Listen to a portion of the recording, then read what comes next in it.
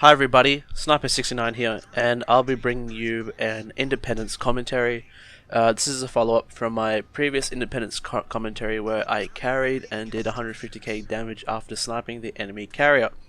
In this game, I'll be playing with a cargo on our team, so it's a tier 6 and a 7 CV, playing against a ranger, and I think it's a Ryoja as well. And the matchmaking is, I think, tier 5 to 7. So it's relatively what you'd expect, but the point of this game is to show some of the issues with double carrier gameplay, especially because if you have a coordinated carrier strike, you'll almost be guaranteed to snipe one of the enemy carriers, and fortunately by tier 6 you have just enough replacements to go for a second strike on the second carrier, and in doing so, by taking out the enemy carriers, the enemy fleet has no AA cover, and pretty much leaves the rest of the game. For the rest of the game, you are free to engage the enemy fleet on your terms, and strike freely. So that's the benefit from striking. So me and the cargo on our team, we decide that we will go for the snipe, and he flies his planes directly through the middle of the map, whilst the enemy decides to fly their planes along the border. And fortunately, my fighter detects this because I'm suspecting that they will also go for a snipe, and pretty much the whole enemy strike is along this border. And fortunately, my fighter's there.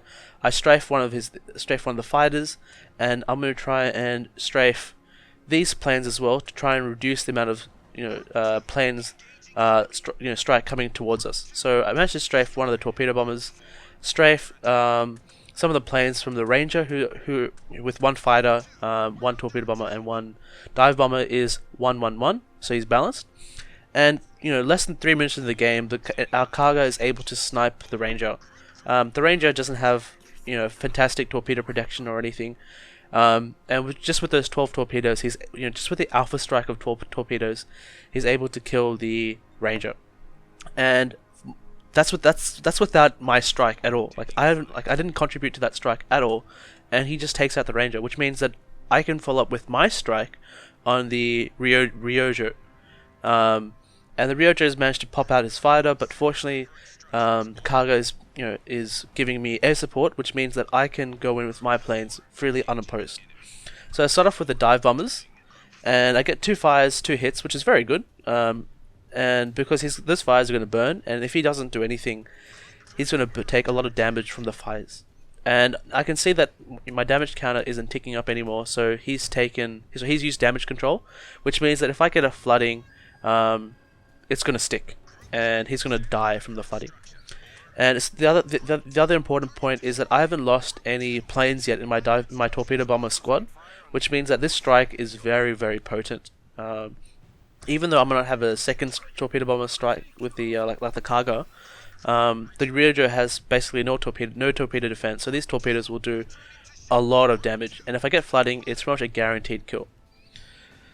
So the Ryoja dies, and now the enemy fleet has lost both carriers 5 minutes into the game. They have no AA cover. They have there's no planes to defend them, and they have no real AA cruisers. And they're pushing rather aggressively into us. So especially on the the D cap, there is a few cruisers pushing up and a Colorado behind him, and there's a Congo down around the G10 line, so 10 line is also going to be pushing up north, which is perfect for us carriers because that just means that we can just regroup, rearm our planes, and just go for the strike. And literally 5 minutes of the game, 2 CVs dead, the game is pretty much in the bag.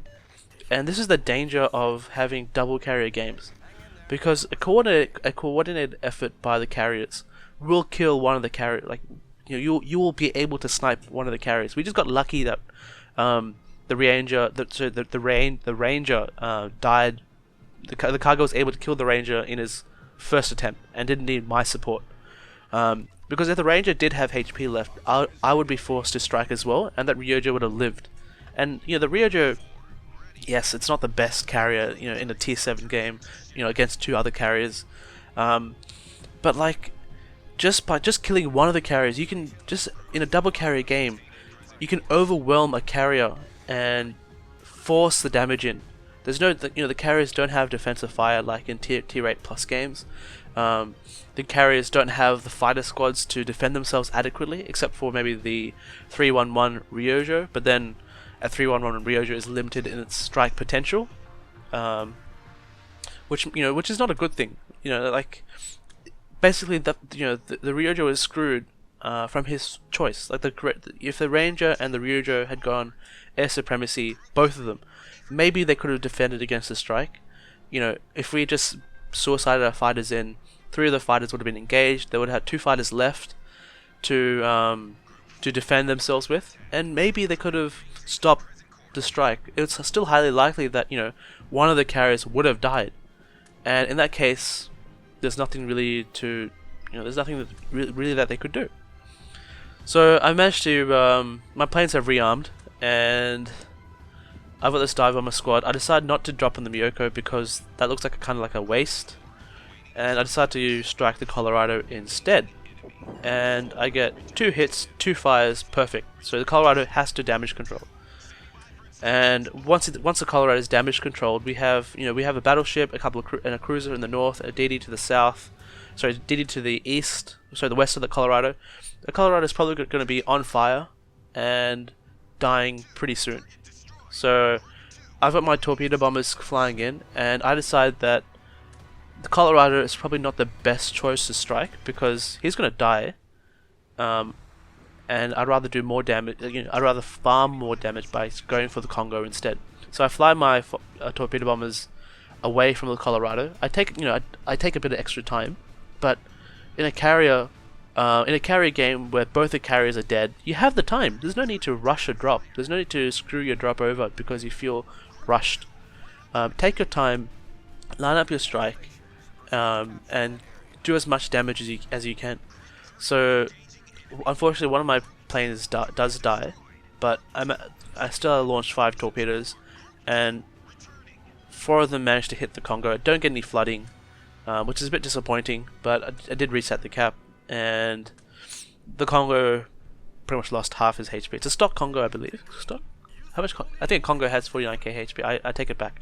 I think a stock Congo has 44k HP. But basically, it means that our the Kaga, coming in with his strike is able to clear up these ships without any issues at all. Just 1 torpedo bomber each, and he'll kill these carriers. So kill these battleships.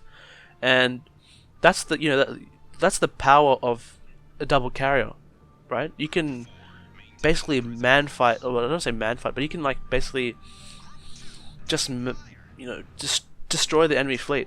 Like you have that strike potential to, if you in a coordinated strike, to pretty much one shot any ship together.